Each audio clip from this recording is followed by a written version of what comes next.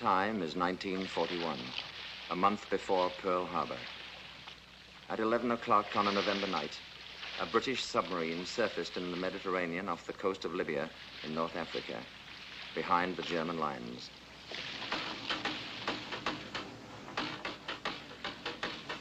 You sure the light carries that far? It should. There they are. What's he say? Says they're all set, sir. Tell him we're coming in. Come on.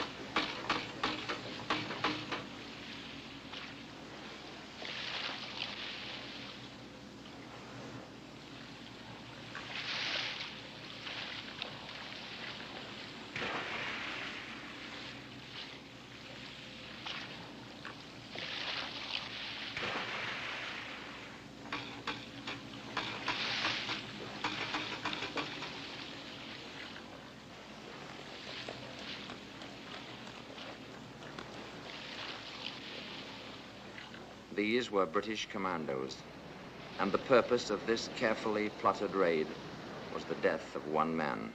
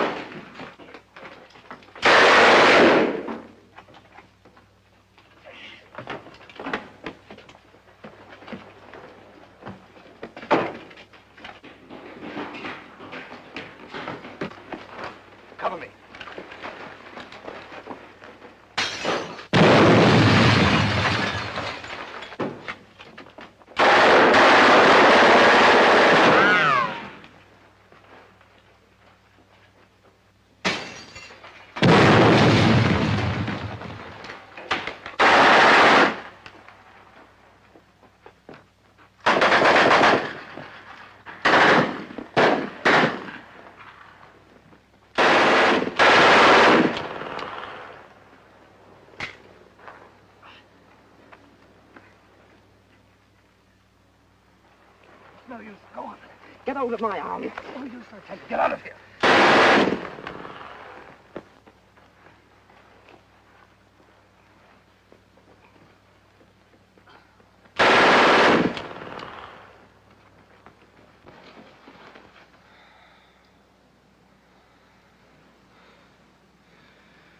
Did we get him? Are you serious, Englishman?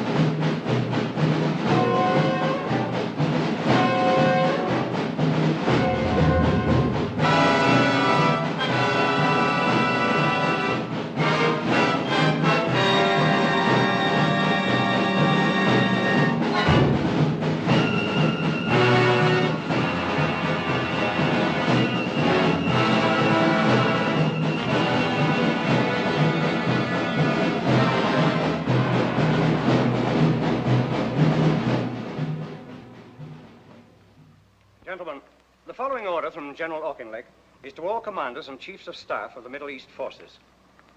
There exists a real danger that our friend Rommel is becoming a kind of magician or bogeyman to our troops, who are talking far too much about him. He is by no means a Superman, although he is undoubtedly very energetic and able. Even if he were a Superman, it would still be highly undesirable that our men should credit him with supernatural powers. I wish you to dispel by all possible means the idea that Rommel represents something more than an ordinary German general.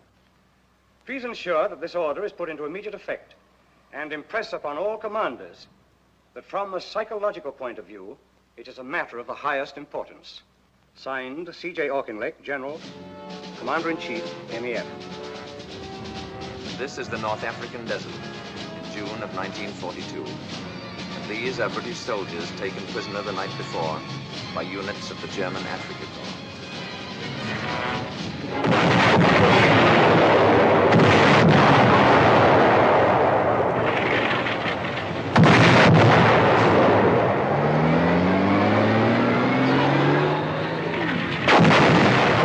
Run, you fool! Run!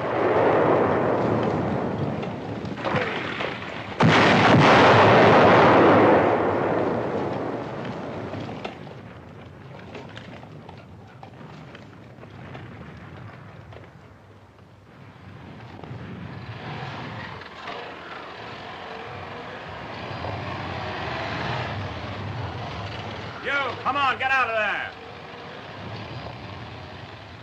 Get over with the other prisoners.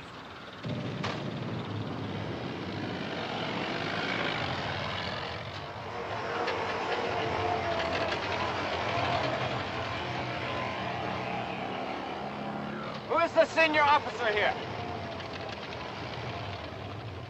I am, I suppose. Come with me.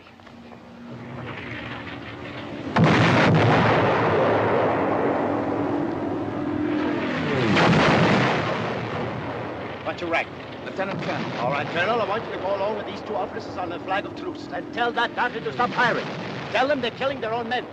No, I can't do that. Don't tell me what you can or can't do. I'm giving you an order. Here, hide this on that rifle. Listen, Major, I'm a prisoner of war. You can't give me any such order. You know that as well as I do. I'm not going to argue the point with you. Either you do as I tell you, or we'll soon find a way to make you. Are you going or not? Major! Major! What's the row?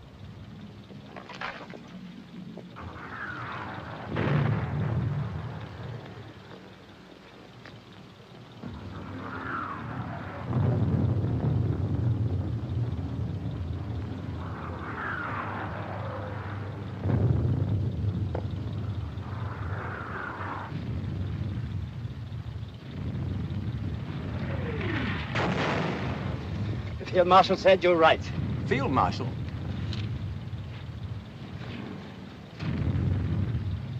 So this, then, was Rommel. Erwin Johannes Eugen Rommel, Commander-in-Chief of the enemy army and the most celebrated German soldier since World War I. Already a legend in the desert, he was a fox who had chased his hunters back and forth across North Africa about as often as they had chased him. And his tricks and turns had made even the Tommies chuckle, which is scarcely the proper reflex to the enemy in time of war.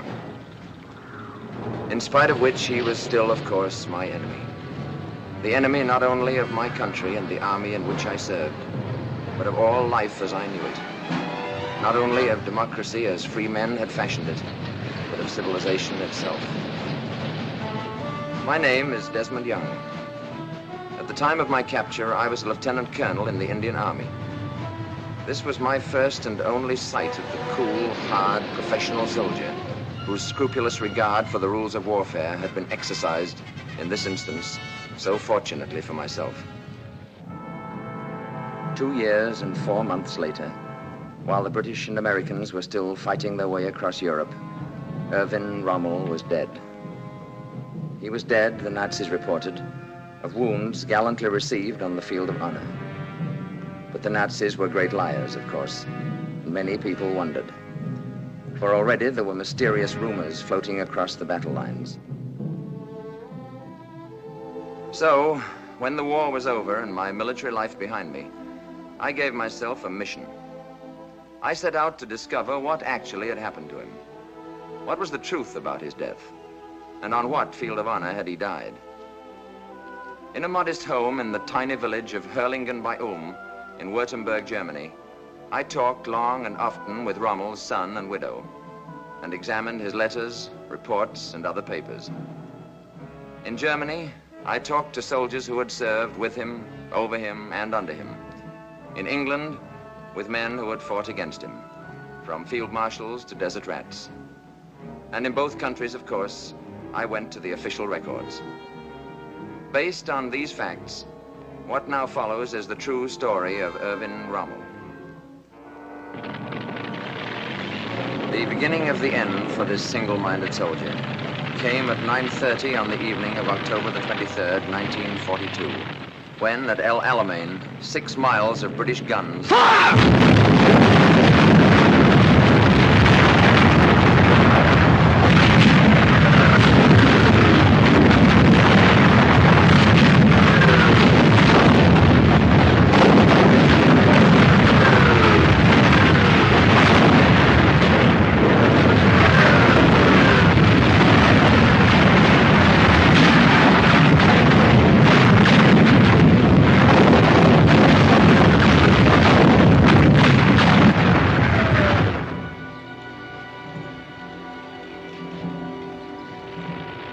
I discovered that actually Rommel was not in Africa when the storm of battle broke. Suffering from a chronic diphtheria of the nose, he had been relieved of his command a month before and flown back to a hospital in Germany. But when the telephone rang at his bedside and a familiar voice from Berlin called on him once more, he rose and was in a plane on the way back to the desert within hours.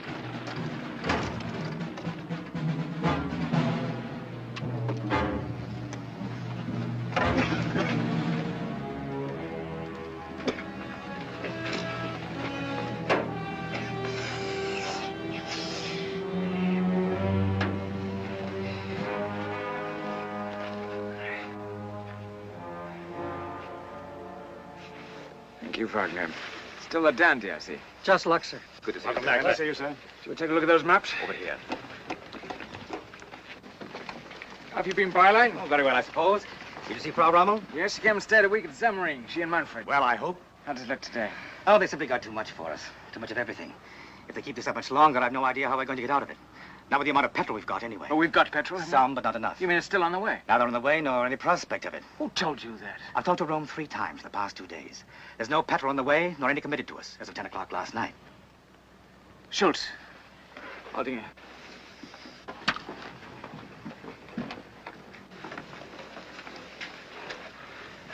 What about the tanks? Did they come? None. None since I left? No, none since August. What about the guns, the Nebelwerfers? Nothing, I tell you. And no petrol at all? Not a pint.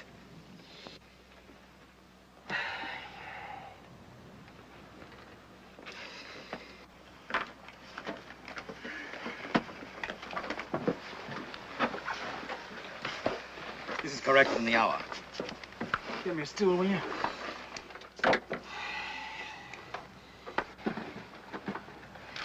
Here's where it's worst. The 15th's in a bad way, barely hanging together. They drove everything What's in there. this? The Trent Division, they came in here. Yes, I see now. How far's this armor? No further. They're doing pretty well. Where are my maps?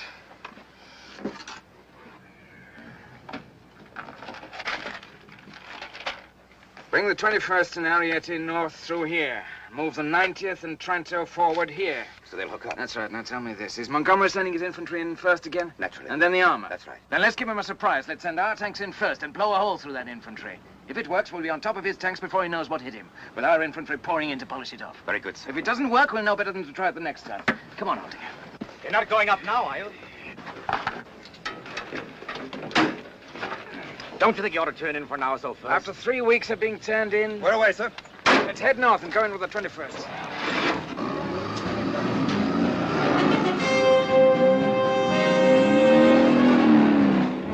But there was now another fox in the desert, an even craftier one perhaps. And if the battle boiled into confusion during the next few days, it was a confusion that was clearly more and more in Montgomery's favor.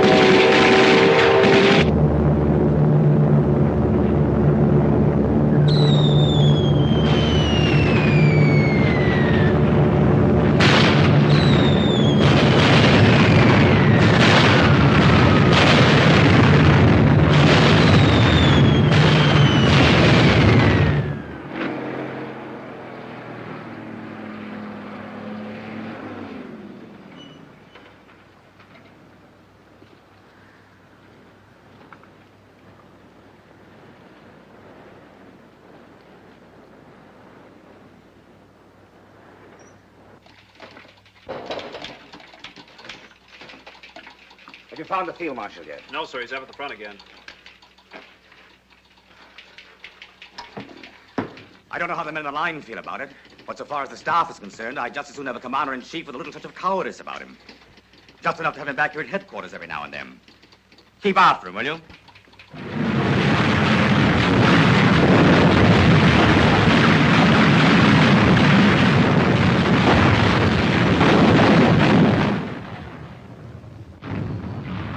By the 10th day of the battle, not even Rommel could have any doubt as to its outcome. There's a limit to this sort of thing. You can't just go on indefinitely until the last man's dead. It's all very gallant and all that, but it's also pretty idiotic. Von Thoma wants to pull back to Daba. What about Müller? No answers yet, sir. Where are you from, son? Goslar, sir. Really? I was stationed in Goslar once with a mountain battalion. We did a lot of skiing there. Do you know that run? Very well, sir. Are you any good? Well, sir, 2 years ago... Are you sure Rome understood I had to have an immediate answer? Yes, sir. I had him repeated back to me. Are you keeping after Müller? Yes, sir. Should you try Berlin? I'll call if he can. Nothing yet, though. No, but he knows the situation. I sent him the whole story last night. If there's anything he can do, he will. No matter what you say to Berlin, we're only a sideshow, and you know it.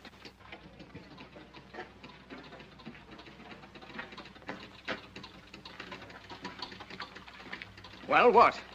Miller's in a bad way. How bad? Very, I'm afraid. If he doesn't pull back soon, he won't have anything to pull back. Well, where is he? Why can't we get an answer from him? His command car's gone. He's working in a carrier.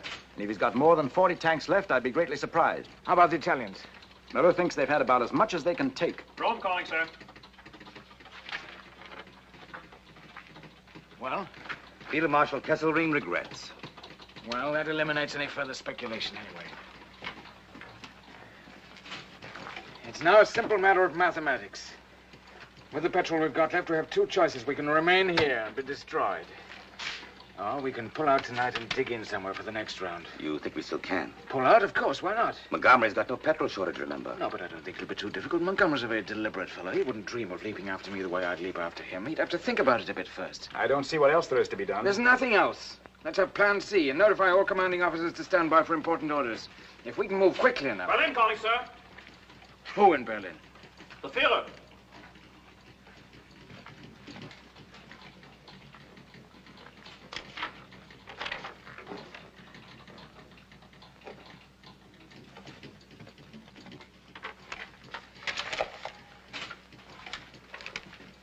Signed Adolf Hitler. The situation requires that the El Alamein position be held to the last man. There is to be no retreat, not so much as 1 millimeter. It must be victory or death. I can't believe it. We still got Berlin? Yes, sir. Ask him to repeat that message. Yes, sir. I know, but it's not him, I tell you. It's those hoodlums again, those thieves and crooks and murderers, those toy soldiers, those dummy generals with their books and charts and maps and pointers. How can he listen to such nonentities? How can he even stand the smell of such filth? Why doesn't he slaughter the lot of them and use his own intelligence? I have your repeat, sir. Well, go ahead, read it. The situation requires that the El Alamein position be held to the last man. There is to be no retreat, not so much as 1 millimeter. It must be victory or death, signed Adolf Hitler. It's incredible. You're not going to pay attention to such nonsense, are you? It's an order, Byerline, a military order from General Headquarters. A clear, straight, stupid, criminal military order from General Headquarters. And what are you going to do? Double the insanity by obeying it? We've got the best soldiers in the German army here. They may be just hanging on now, but they're still a force. They're still fighting. If we take them out now, they can fight again tomorrow. But this is sheer madness. It's out of the Middle Ages. Nobody has said victory or death since people fought with bows and arrows. Why, this is an order to throw away an entire army. If I may remind you, sir, here in the field, these men are yours, not his. I just can't understand it. I can. He's insane. He's not insane. He's... But neither am I.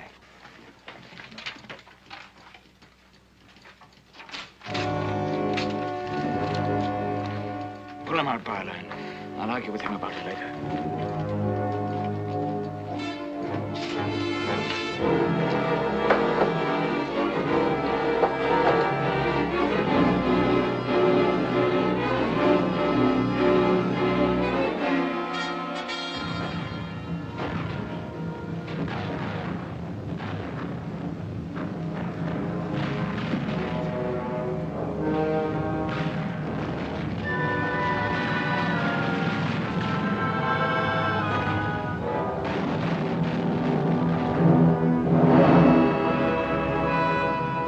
Came in Tunis, when the Axis forces were caught between the British, the Free French, and the Americans under Eisenhower, and surrendered unconditionally.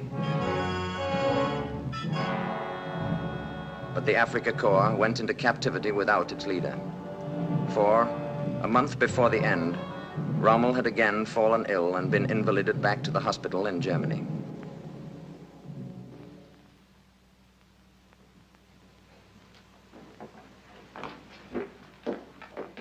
Good morning, Sergeant. Morning, Frau Rommel. Manfred. Morning. Dr. Sterling. Karl Stolin, Lord Mayor of Stuttgart. Dr. Sterling is an old friend of the Field Marshal's. I understand you'll find him much better this morning. All he needed was a little rest.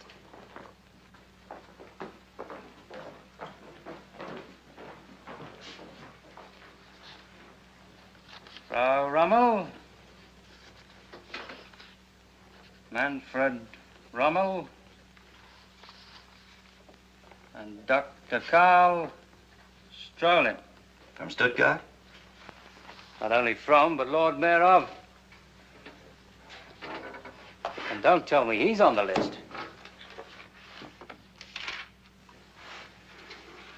Dr. Karl Sterling, Lord Mayor of Stuttgart. She says he's an old friend of the Field Marshal. Nevertheless, here he is. To be kept under the closest observation whenever discovered beyond the precincts of Stuttgart. Not that it could really be described as an argument. It's impossible to have an argument with him in the sense that you and I could have an argument. He raves, he screams, he goes into such hysterics that it's like trying to make sense with a panic-stricken woman. He called him a coward. Did he really use that word to you? Not once, but several times. In Russia, he said, officers like me had been put against the wall and shot. Nor must I think it couldn't happen to me, too. And that was his thanks. That was his gratitude for all that Erwin has done for him. On the other hand, you mustn't hold people too accountable for everything they say when they're emotionally upset. The war's not going well, and he's naturally worried. But I'm afraid it'll be a long time before I forget what he did to the Africa Corps. What was that? When the end was near, and I asked him to get them out, he said he had no further interest or concern in the Africa Corps. And that was their thanks. Rommel, I should like to ask you a question. Of course, you don't care to answer it, I quite understand, but with your permission, I should like to ask it nevertheless. What is it? Do you really believe that we can win?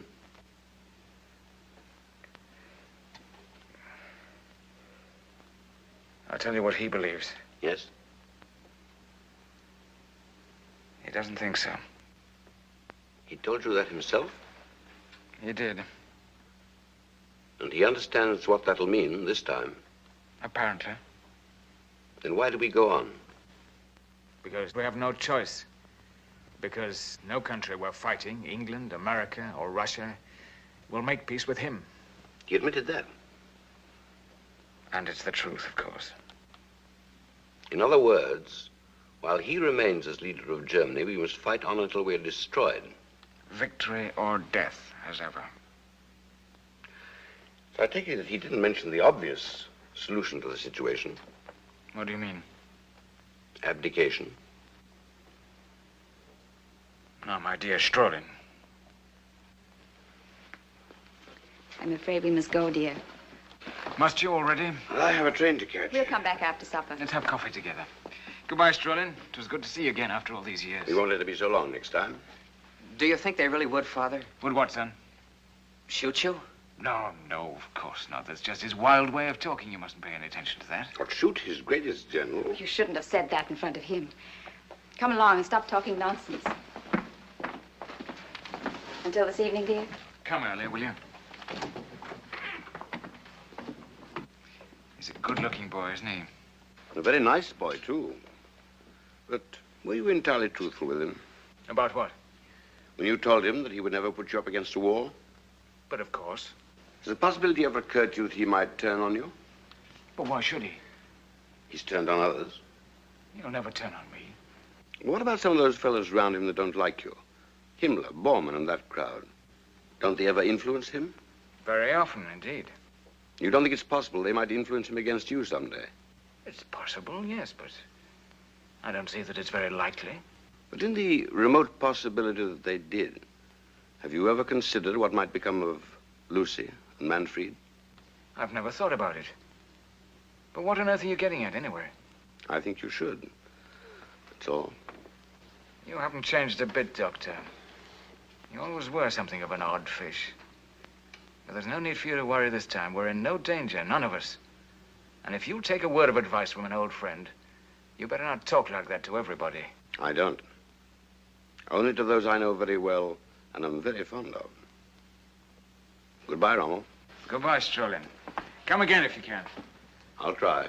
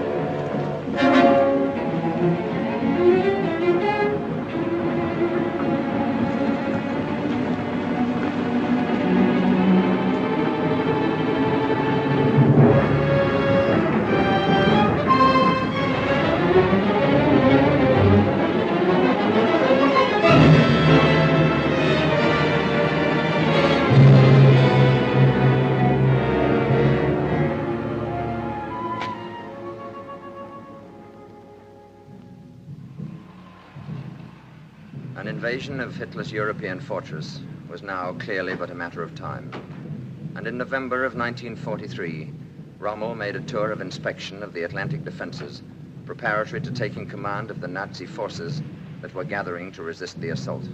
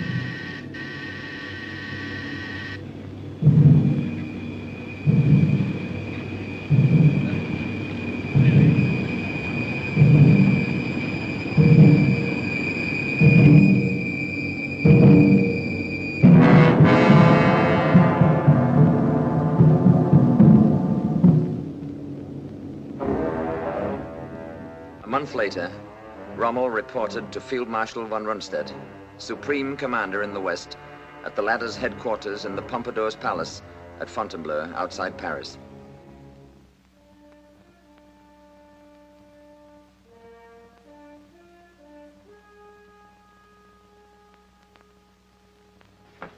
Field Marshal von Rundstedt, gentlemen.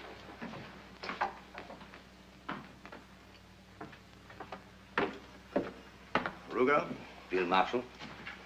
Gentlemen.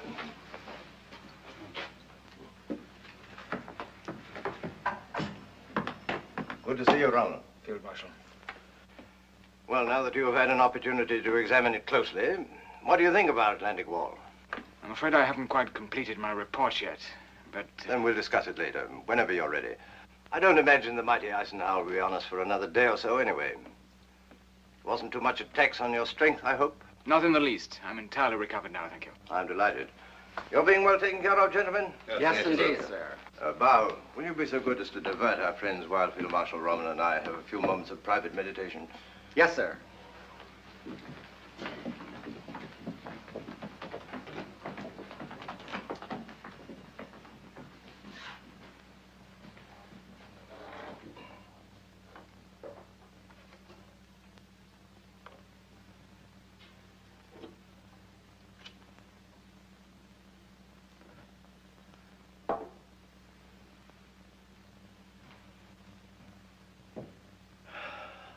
Appalling, wasn't it?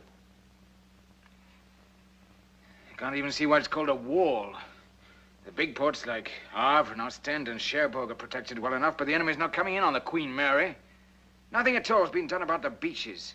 Why, I saw 50 places where an army of children could come ashore. The trouble is labor. We have the plans for fortifications the devil himself couldn't breach. Solid steel and concrete from Denmark to Spain. But I'm afraid our French friends aren't being as cooperative as they might be.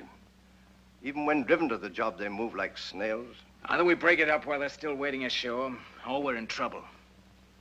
Is that the way you'd meet it? Stop them on the beaches. Crowd the water with mines and traps and tricks and hit them while they're busy trying to keep themselves from drowning. Here. Down here. And here. I don't agree with you. But the difference of opinion will probably remain academic. As it happens, neither you nor I will determine the tactics in this operation. Not above the regimental level, anyway. You mean Berlin? I mean the Bohemian corporal himself is assuming sole and total command of this operation. You and I will function simply as instruments of his astrological inspirations. And in case you're afflicted with an understandable skepticism, this is official. But that's an utterly impossible situation. Then you should by all means explain that to him. You've made no protest yourself? After you've interfered a dozen times or so with a man's rather enthusiastic determination to cut his own throat, there comes a moment when you're inclined to stand back and view the whole matter with a certain detachment. You've no objection to my pointing this out to him, have you? On the contrary, I bestow my blessings on your courage and optimism.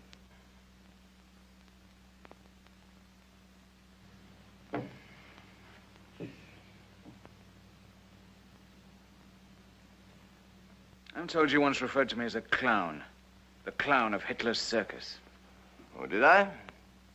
If so, I think you should know I've been a great deal more explicit about you, many times. Well, that's quite all right, Field Marshal. I find it almost impossible to keep my mind on anything harsh said about me. Did you say it? Whoever said it, you've given him ample reason to regret such a foolish remark. Thank you, Field Marshal. Not at all. Is there anything else? I don't believe so at the moment. One suggestion, perhaps, in view of our cordiality. If I were you, I wouldn't be altogether unguarded about what I had to say about this new strategic arrangement. I think you should know that from now on, you'll be under more or less constant observation here. From Berlin?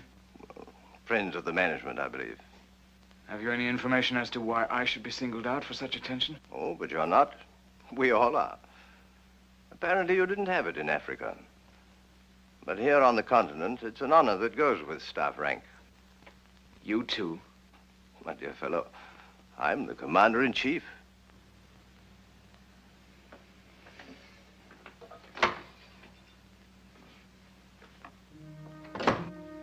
Two months after that, in February of 1944, during one of Rommel's rare absences from the Atlantic frontier, his old friend, Dr. Karl Strolin, sought him out again.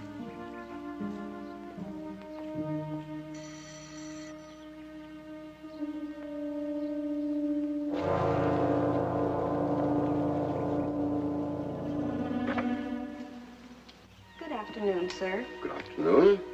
Dr. Strolin to see the Field Marshal and Frau Rommel. Come in, sir.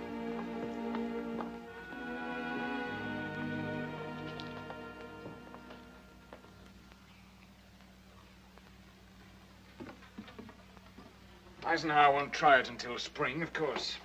But I doubt if I'll get home again before then. Are we ready for it? We will be, I hope.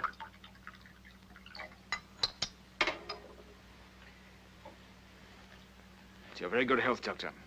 To yours, my dear Rommel. How do you know this room isn't wired? Wired? Why should it be wired? Does our friend Himmler have to have a reason for wiring a room? No, I don't suppose he does. But I don't think you have to worry about this one. Why?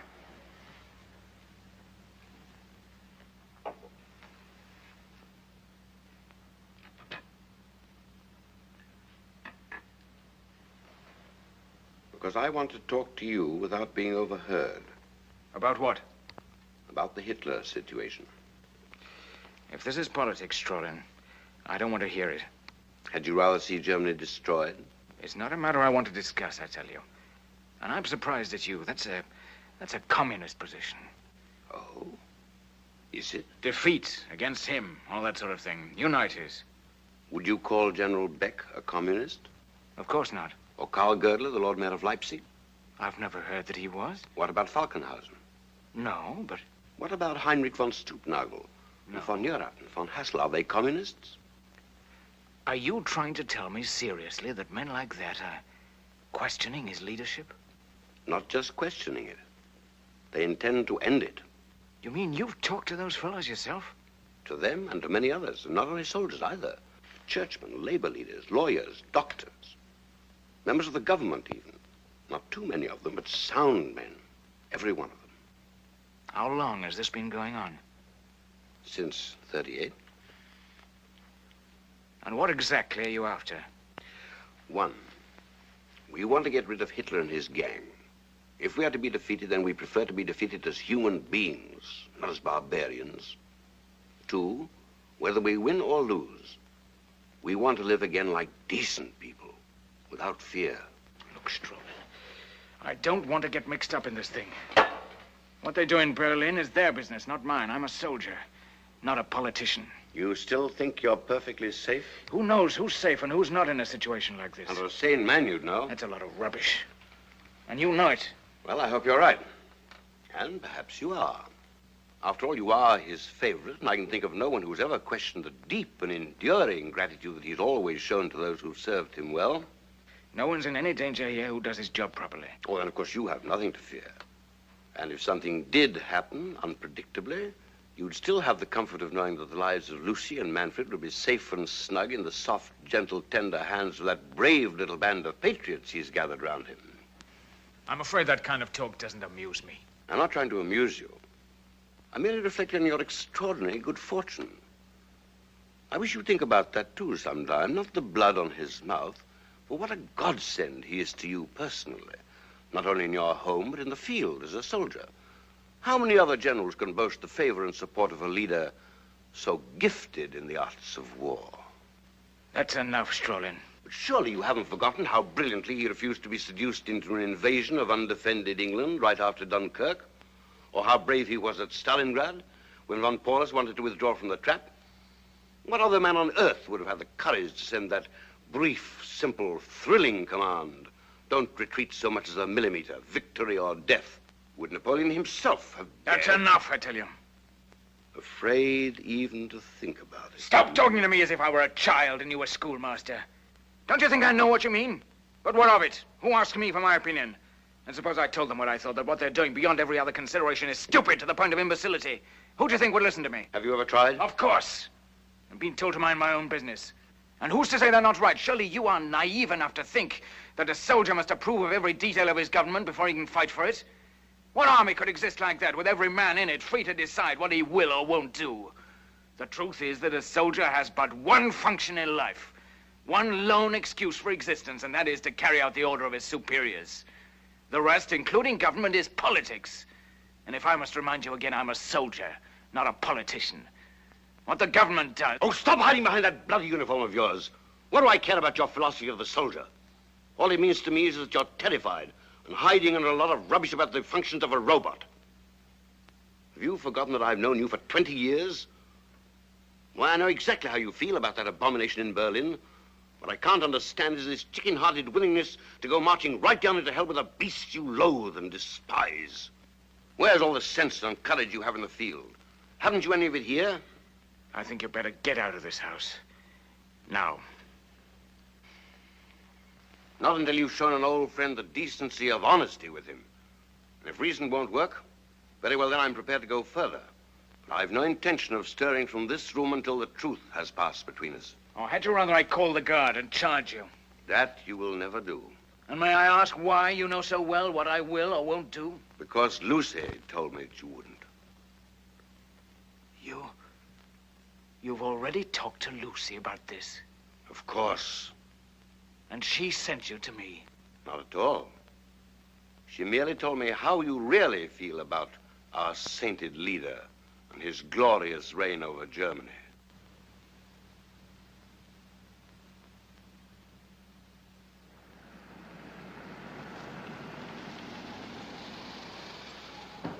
Father!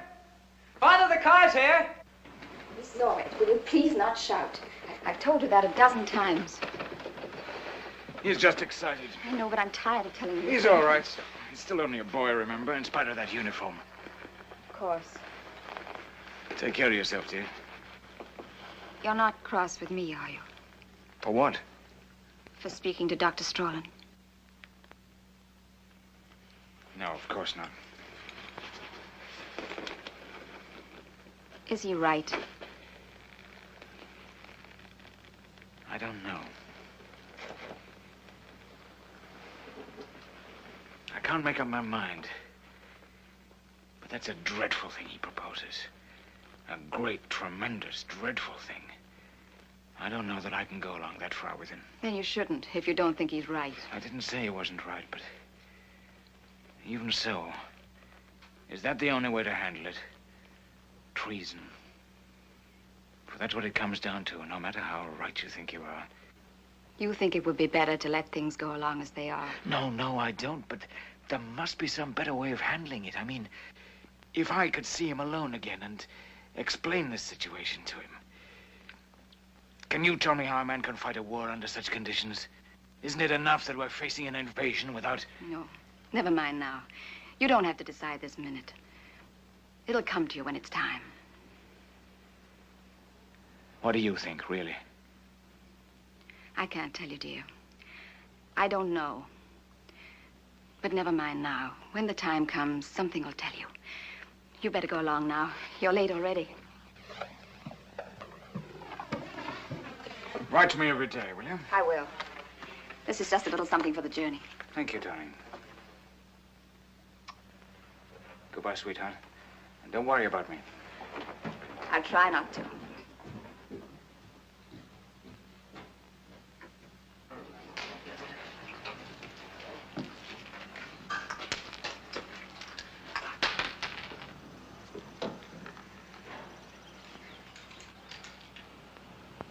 That's all, please.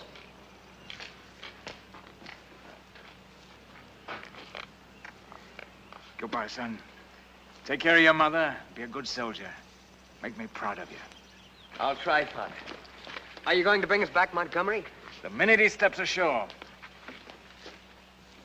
Goodbye, darling. Goodbye, darling.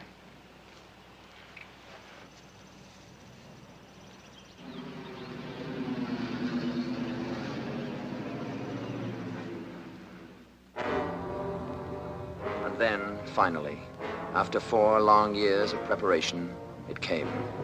D-Day. And the greatest armada and the vastest movement of men and arms in the history of the world rose from England and set out for the assault on the beaches of Normandy and the German fortress of Europe.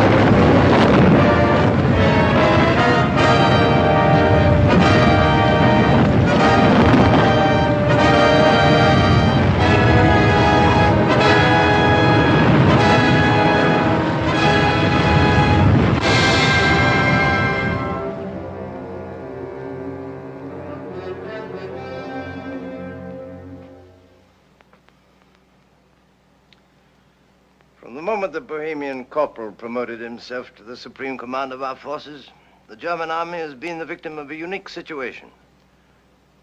Not only too many of the enemy, but one too many Germans.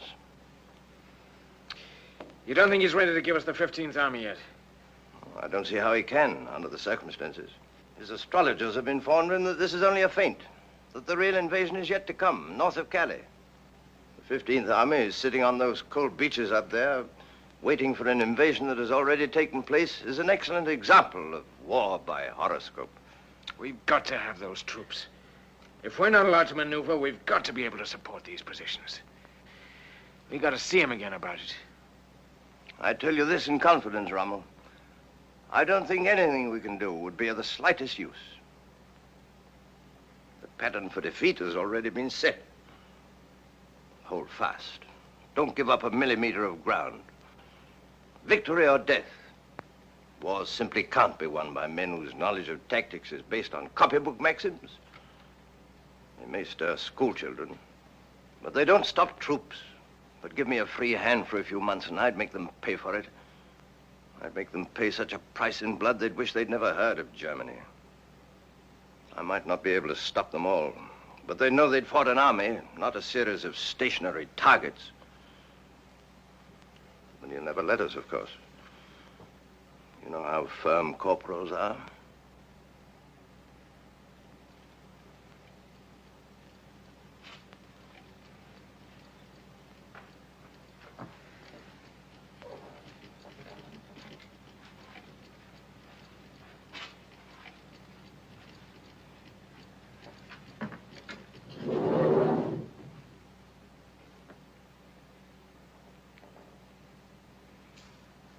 Do you happen to know Karl Strolin? Strolin? The Lord Mayor of Stuttgart. I remember that name from somewhere. Or Dr. Goerdeler of Leipzig. You too? Every day that passes, every minute of the day, convinces me more and more that theirs is the only possible solution. Your words, you must understand, mystify me. They propose to arrest him, take over the government, and move immediately to make peace with Eisenhower. I shall, of course, deny that this conversation ever took place. But that's a particularly childish idea. Eisenhower's not going to make a separate peace. And why should he, with things going so well as they are? That part of your plan is doomed, obviously, from the start. But you don't disagree with the basic proposal? I'm sorry, but I don't believe I heard the question. In any case, if they came to you for counsel or advice, would you receive them? Oh, no. No. No, I'm afraid not, Rommel. It's too late. Much too late. Even if they moved immediately? You misunderstand. Not too late for that. Too late for me. I'm 70 now. Too old to revolt. Too old to challenge authority. However evil.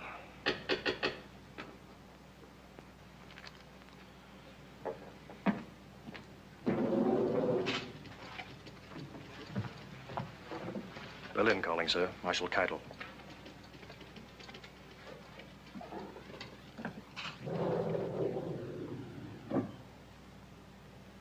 Keitel?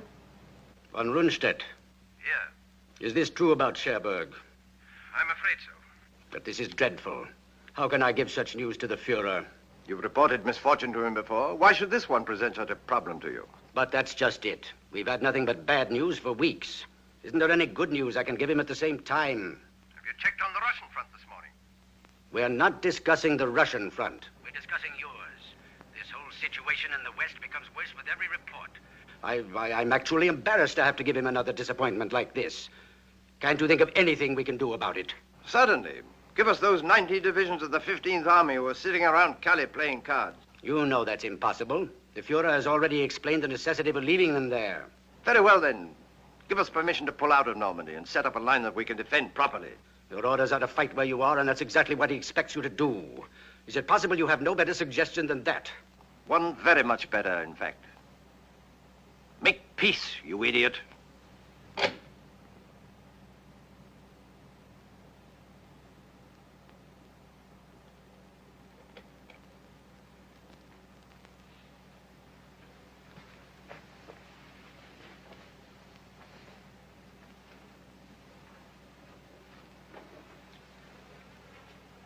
Goodbye again, Rommel. He'll never report that. This very instant, he's knocking at the corporal's door, whimpering with happiness. You must never forget this, my dear fellow. Victory has 100 fathers. Defeat is an orphan. Within 24 hours, you'll be named my successor. And I extend to you my deepest sympathy. That's nonsense. He'll never let you go.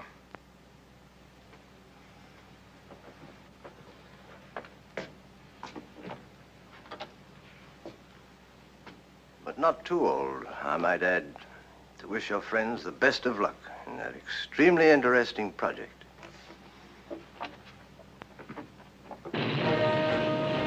Meanwhile, with their beachheads irretrievably secured, Allied tanks and men had fanned out across France and begun their race for the Rhine.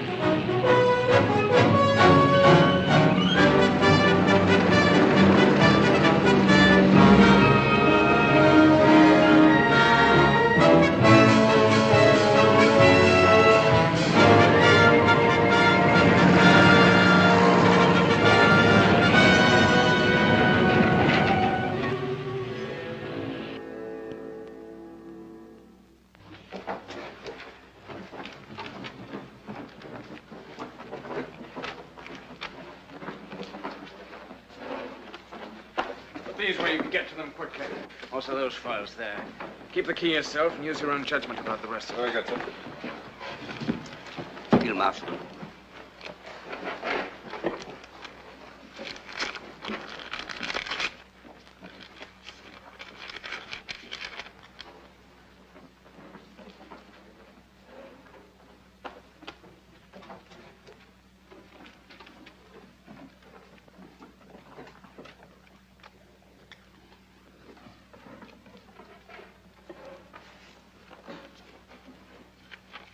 Where is he? In the small room. Holding her? Yes, sir.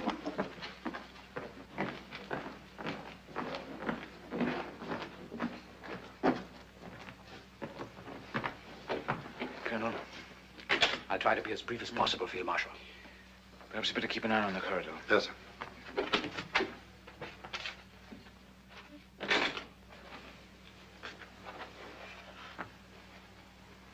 Well?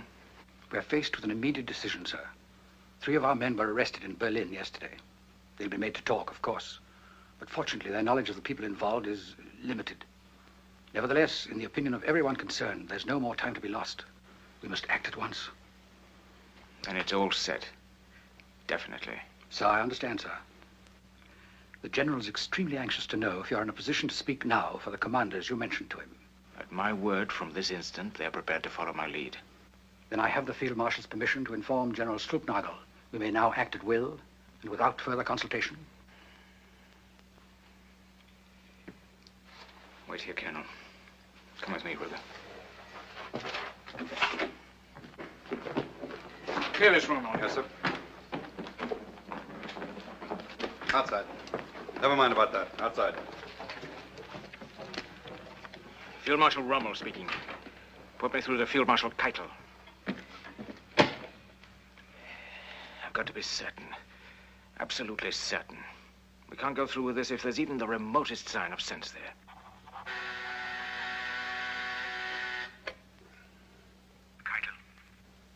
Rommel? Now listen very carefully, Keitel. I've got to see the Führer at once, somewhere in France. I can't explain on the telephone, but you must make him understand that it's a matter of the greatest urgency. I suggest tomorrow morning.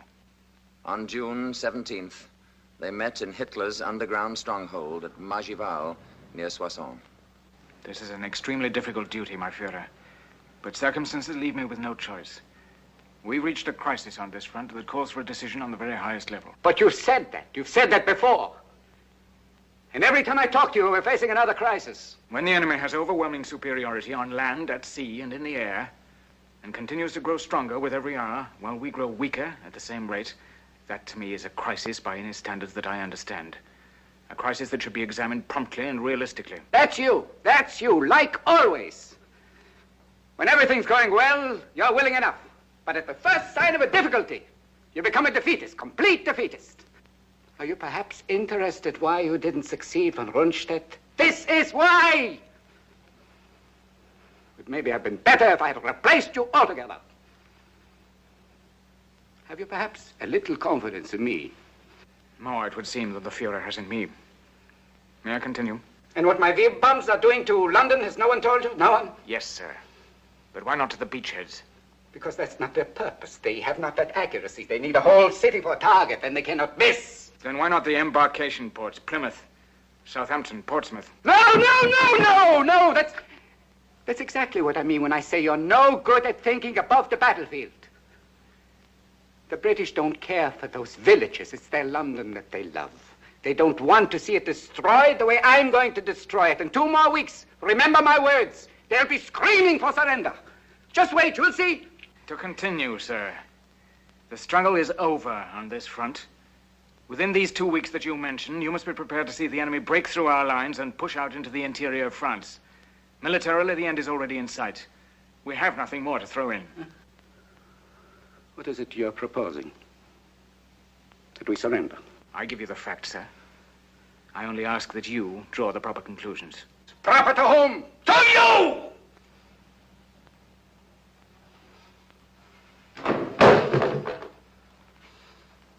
I suggest to you, Rommel, that you confine your genius to fighting and leave the conduct of the war to those who are responsible for it. My apologies, sir. Now, if the Fuhrer will honor me with his advice. That V-weapon, for your information, happens to be only the first in a whole series of weapons that will completely revolutionize all warfare. I have a second 100 times as powerful and a third in mind. 1,000 times more destructive than the second. But the crisis under discussion is now, sir. I have a dozen others, all of them capable of turning the whole course of the war. But what about now, sir? What are we to do tomorrow morning?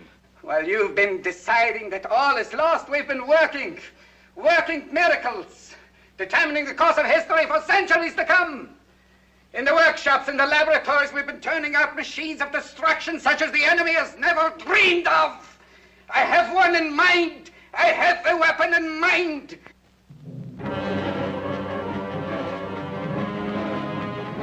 Now definitely committed to the plot to assassinate his Führer, Rommel was still trying to whip fight into his crumbling front, when on June the 17th, on a country road near a village with the ominous name of Montgomery,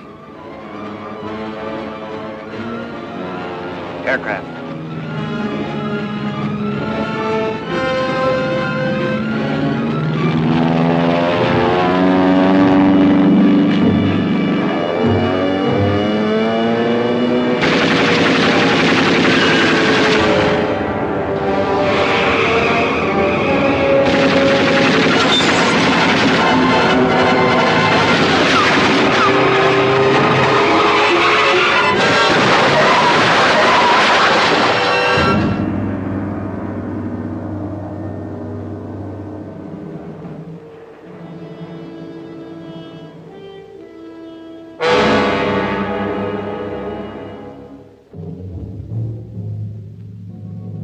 Later, on July the 20th, while Rommel still lay unconscious in a hospital in France, Adolf Hitler and his staff gathered for their fateful conference in a fortified barracks at his headquarters in East Prussia.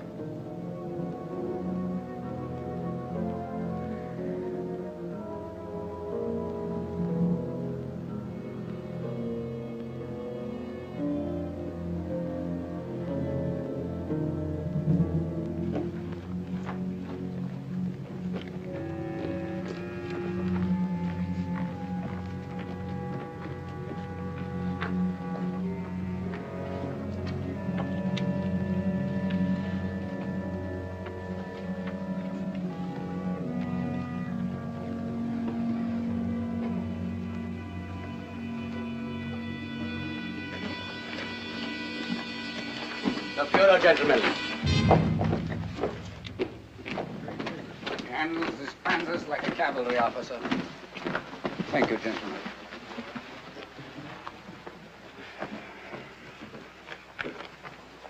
My Führer. Yes? Stauffenberg, sir. Yes, Stauffenberg, of course, from General Fromm. Yes, sir. Good to see you again. Thank you, my Führer. Gentlemen, your attention, please. Excuse me, please. I have a report from General Fromm.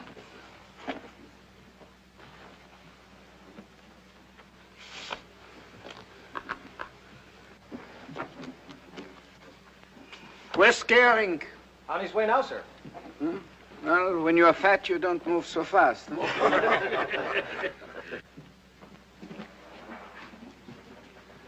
Colonel Count von Stauffenberg? Yes. Telephone, sir. Thank you.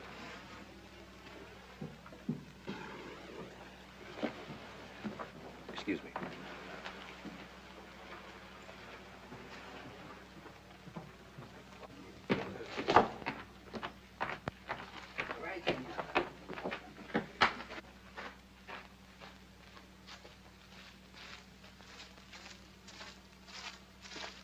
All right. Suppose we start with the Russian front.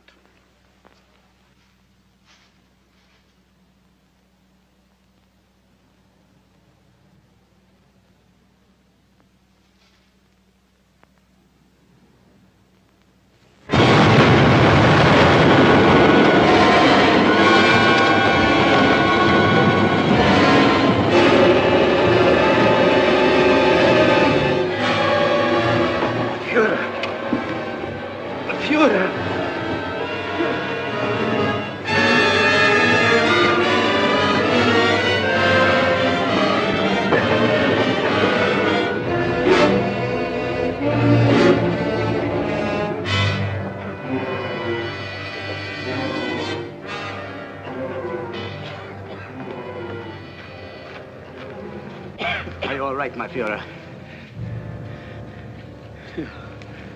I'm all right.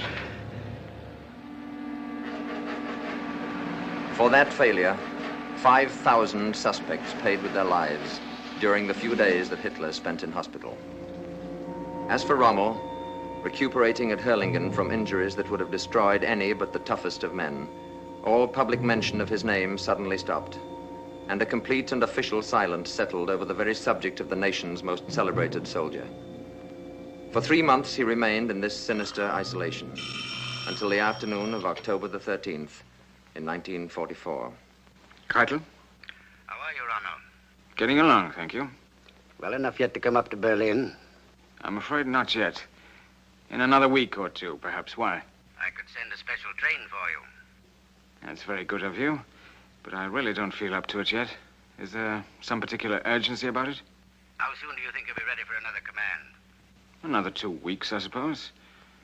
3 at the most. If we send someone there, would you be able to discuss the situation with him? Of course. Very well, I'll send Bergdorf. You know him, don't you? I've met him. Suppose I have him drive down tomorrow morning. Would that be convenient for you? Perfectly. He'll have full information and instructions. You'll give my best regards to Frau Ronald. I will. And thank you very much. Goodbye, then. Goodbye.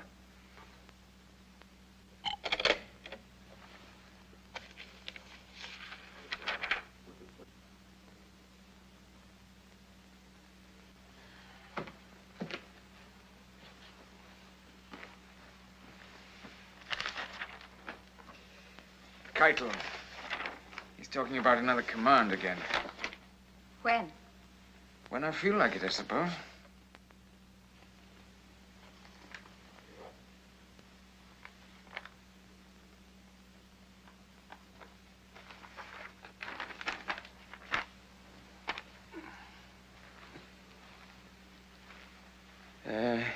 He sent his best regards to you.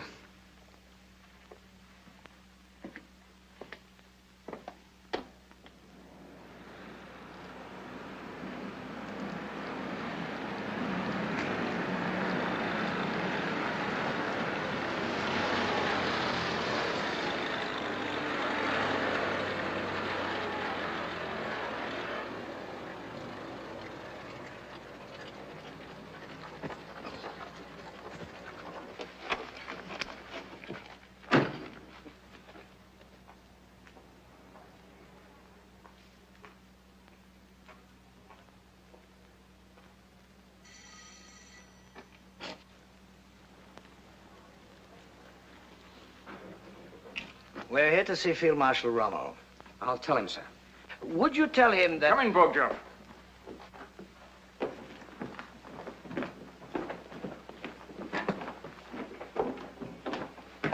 Field Marshal? It's good to see you again. And you, General.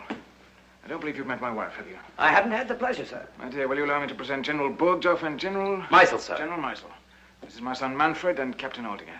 I hope you're not too tired from your journey. Not at all, thank you, Frau Lauer. Have you time for luncheon and a glass of wine first? Thank you very much, sir, but we're due back in Berlin as quickly as we can make it. Very well, then. If you'll excuse us, dear. This way, gentlemen. Our apologies, Frau Of Lauer. course. But I'm terribly disappointed. Another time, perhaps. I hope so.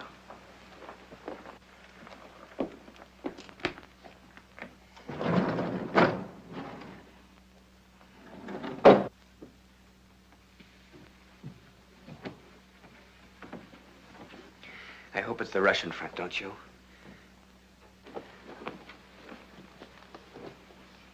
Make yourselves comfortable. Smoke if you wish. I'm not like Montgomery. Smoke doesn't make me unhappy.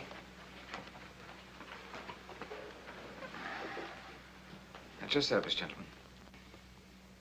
We come directly from the Fuhrer, Field Marshal. Yes? And what we have to say to you comes directly from his lips. Yes? Our instructions are to tell you first of his deep appreciation of your many heroic services to the state. Go on. And his regrets over your unfortunate accident. I was sure his silence since then meant only that there were more important matters on his mind. It's a pity that after such a record... If you'll forgive me, General, may we skip your reflections for the moment and get to the message you have for me? Of course, sir.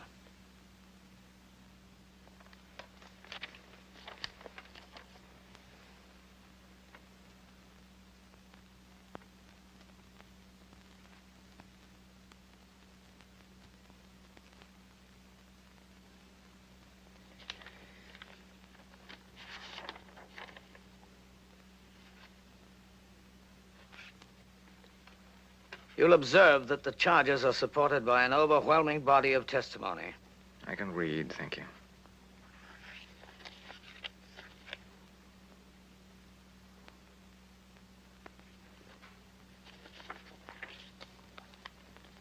You've been uncommonly fortunate, I see, in deathbed confessions. It's all perfectly legal, I assure you, sir.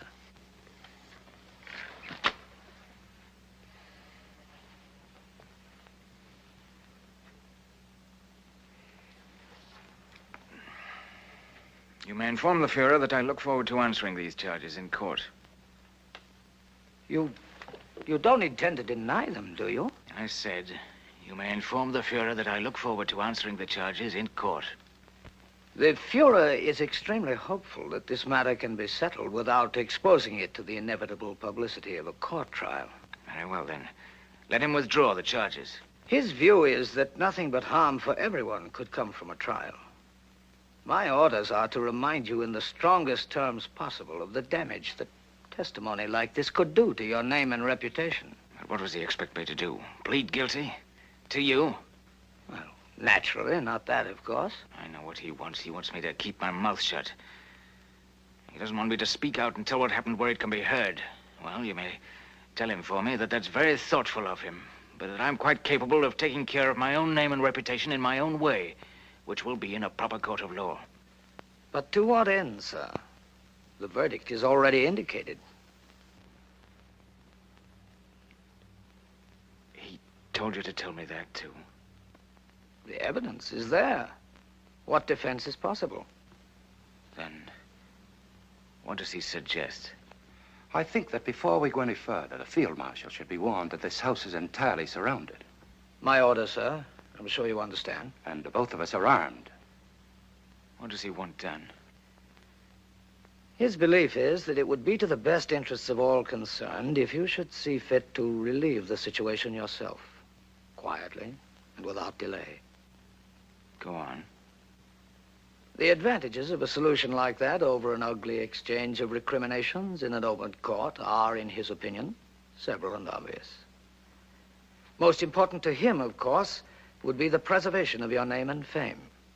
And he would see to it himself that not the slightest suspicion would be attached to the way of your going. As far as the rest of the nation would know, you succumbed finally to your war wounds. That would be the official announcement.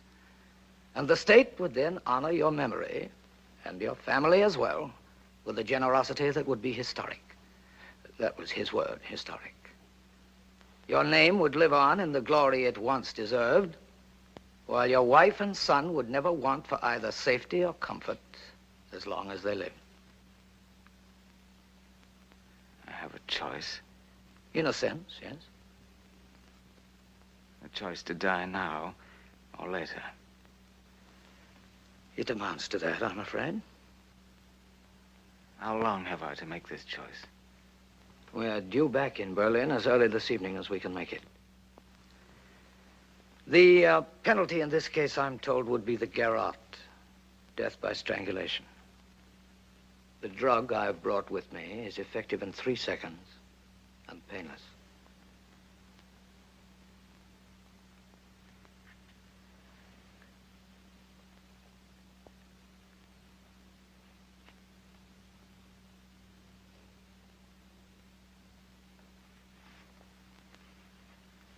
Tell him for me that in spite of the disadvantages you've been kind enough to point out, I'll take the trial.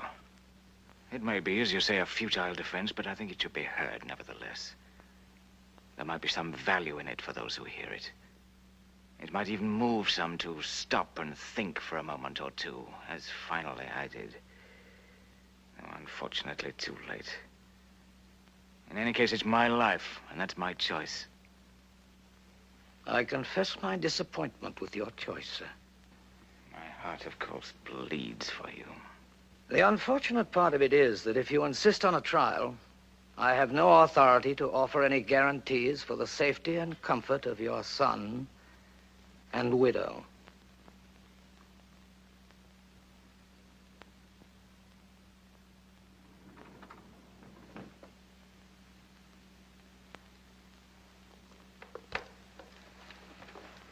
They're coming out now.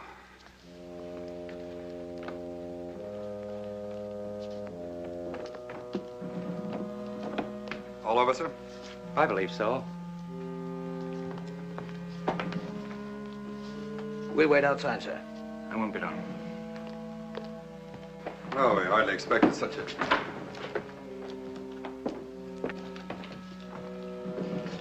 Over already? Wait there, please. I'll be down in a few moments.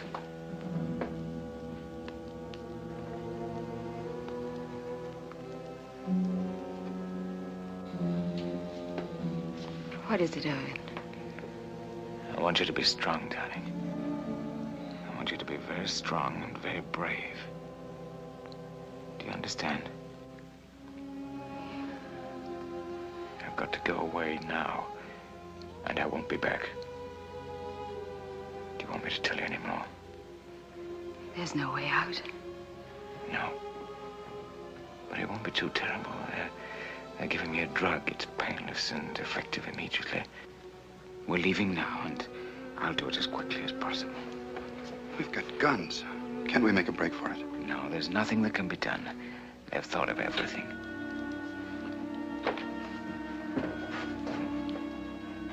Well, at least we could get them. There's nothing to be done, I tell you. I've got to do exactly as they say. Yes.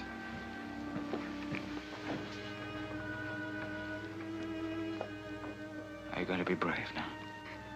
I don't know. You and Manfred will be all right. They've assured me of that. And nobody's to know about this but us. Are you sure there's no other way? No other, darling. Have you told Manfred yet? I'll tell him when I go down. No. Let me tell him. I can tell him so much better. If you wish.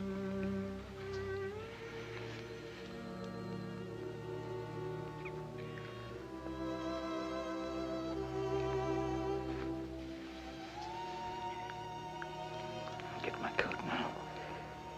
It's cold, and I don't want to shiver.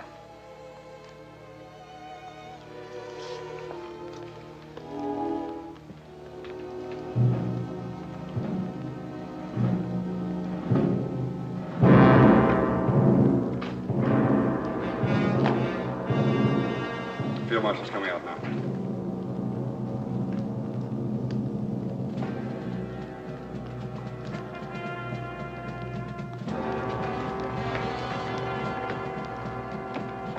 You going now? Why not? But are you well enough? Of course. I've just been taking it easy on you with your mother. Is it Russia?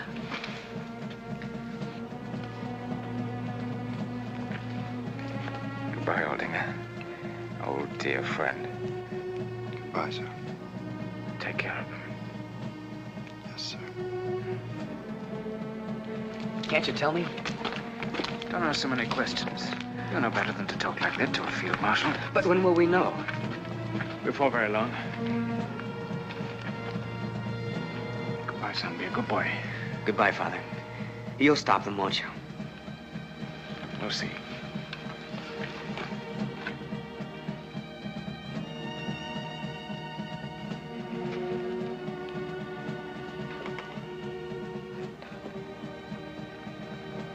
Goodbye, dear.